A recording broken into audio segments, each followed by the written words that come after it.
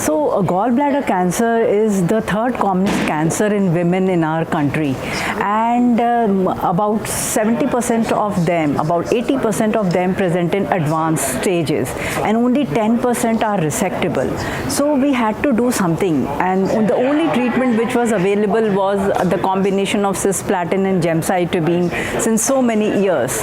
And in the responders, in the locally advanced patients, I was wondering as to what to do for them. Shall they wait for their disease to progress to offer second-line chemotherapy, or should we do something else? So in the clinic, I thought, why not give them consolidation chemoradiation? And so this was just a prospective phase 2 study which I did, and I found that the survival doubled. So I had to do a randomized study to prove or disprove this, that consolidation radiotherapy in responders to first-line chemotherapy improves survival.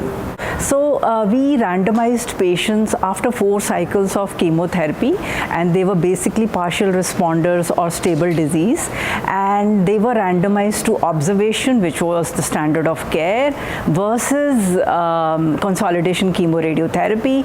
And the consolidation chemoradiotherapy was 45 gray along with concurrent capecitabine in phase 1, which was followed by a boost of 9 gray to the gross target volume.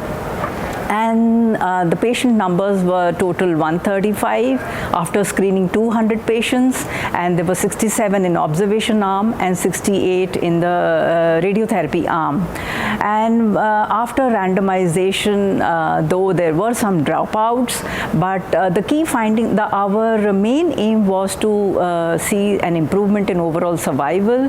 And after randomization, we found that the overall survival in the observation arm was 4 months as compared to 10 months in the chemoradiation arm, and the p-value was significant, and this amount of difference has not been seen in the hepatobiliary, in the biliary cancers, not even with immunotherapy. And so therefore this is practice changing, and it should be adopted at least in the gallbladder cancers. Then now coming to the quality of life, which is very important. So the quality of life in the consolidation radiation arm did not deteriorate as compared to the observation arm, which deteriorated over time at about 3 months.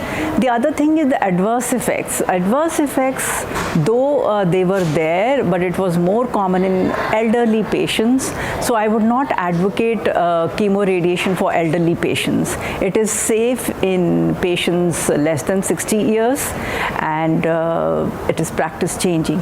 So adverse effects commonly were about hepatotoxicity, radiation-induced liver disease, which was seen in 13% patients, and half of them were in elderly patients.